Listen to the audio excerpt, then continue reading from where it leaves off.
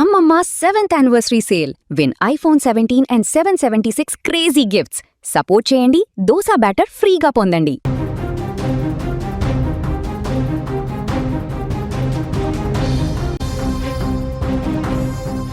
అప్పుల బాధ, అవమాన భారానికి ఓ కుటుంబం బలైంది.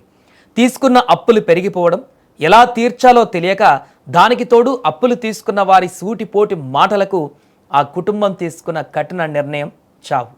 అందుకే ఒకే కుటుంబంలో నలుగురు ఆత్మహత్య చేసుకున్న ఘటన తెలంగాణ వ్యాప్తంగా ఇప్పుడు కలకలం రేపుతోంది. మహబూబ్ నగర్ జిల్లా దేవరకద్ర మండలము డోకూరు గ్రామానికి చెందిన గంగుల నరసింహులు 6 సంవత్సరాల క్రితం తన భార్య ఎల్లమ్మ, కుమారుడు సాయి నిహాల్, కూతురు సాహితీ శ్రీతో వచ్చి కిల్లా ఘనపురం మండలంలో మామిడి తోటలను లీజుకు తీసుకొని వ్యాపారం చేస్తూ వచ్చాడు.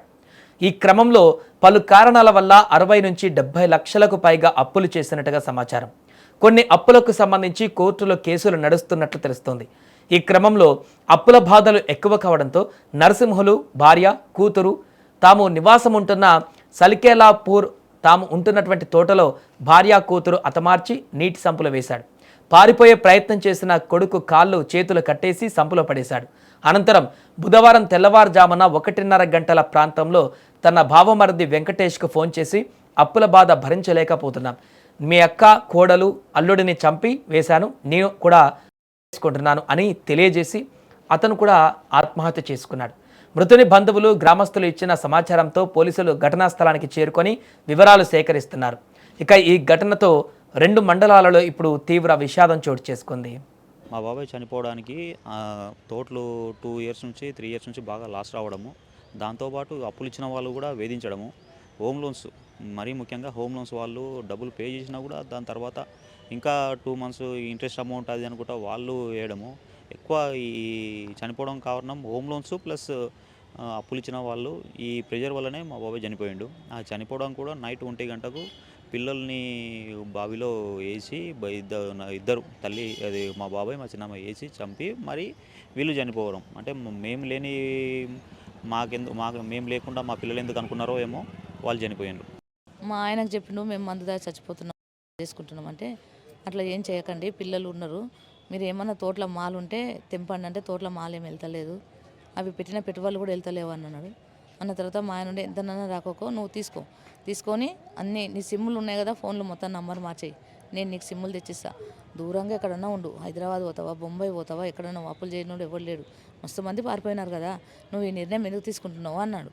అన్న తర్వాత ఇంకా కొంచెంసేపు బాగా మాట్లాడి సర్లే బావ అంటే మా ఆడబిడ్డ మాట్లాడింది, అన్న బతుకున్న శివాలం కదన్నా, ఎన్ని రోజులు ఉన్నా మేము కలుసుకోలేము, మేము ఫంక్షన్కి అటెండ్ కాలేము, మాకెందుకో ఈ జీవితం వద్దంటే, అట్లా కాదమ్మా, పిల్లలకి లైఫ్ ఉంది, నువ్వు ఇప్పుడు చనిపోయినా నీకు మళ్ళీ జన్మ అంటూ ఉంటే కూడా పిల్లల్ని చంపినోళ్ళు అవుతావు, ఆ పొల్లుల్లో ఉసురు పోసుకున్న దానవు అవుతావు, వద్దు సుడు, ఇది తప్పు నిర్ణయం, ఎట్లనన్నా కానీ 1,00,000 ఇచ్చేకాడ 50 ఇచ్చేకాడ 25, 2-3 లక్షలకి ఇచ్చేకాడ 1,00,000, అది కరెక్ట్ అమ్మా, అప్పు అట్లా ఎప్పుడు చేసుకోకని అన్నాము.